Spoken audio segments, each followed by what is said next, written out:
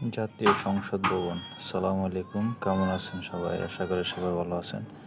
জাতীয় সংসদ ভবনের দৃশ্য আসলে দেখতে অনেক সুন্দর, শান্ত পরিবেশ। এখানে আসা অতটা সহজ না, কারণ এটা হচ্ছে একটা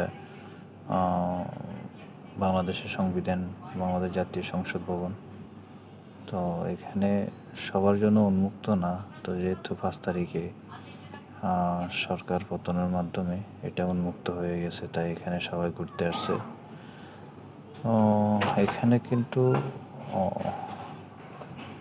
ঢুকতে গেলে আগে অনেক নিরাপত্তা ছিল, তো এখন অবশ্য কোনো নিরাপত্তা নাই, যে যার মতো করে ঢুকতেছে। সবার একটা আশা আকাঙ্ক্ষা কেমন হবে জাতীয় সংসদ ভবন দেখার জন্য আর কি। তো আমরা মেন গেট দিয়ে ঢুকছি, মেন গেট দিয়ে অনেক বাধা দেয় অবশ্যই, তারপরে ঢুকছি।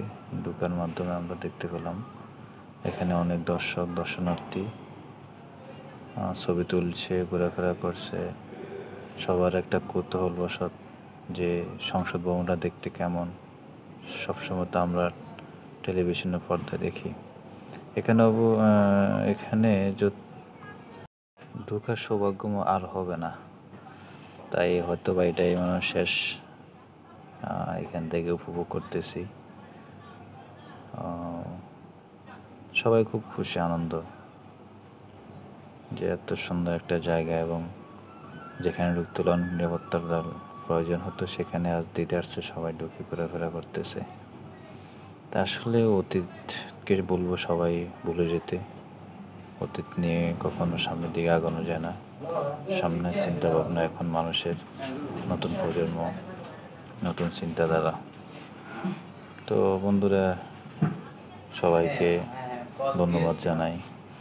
আসলে ভিডিওটা ভালো লাগছে, তাই আপনাদের সাথে শেয়ার করলাম আর কি। দেখা যাক পরবর্তীতে আমরা সংসদ ভবনটা কেমন দেখতে পাই।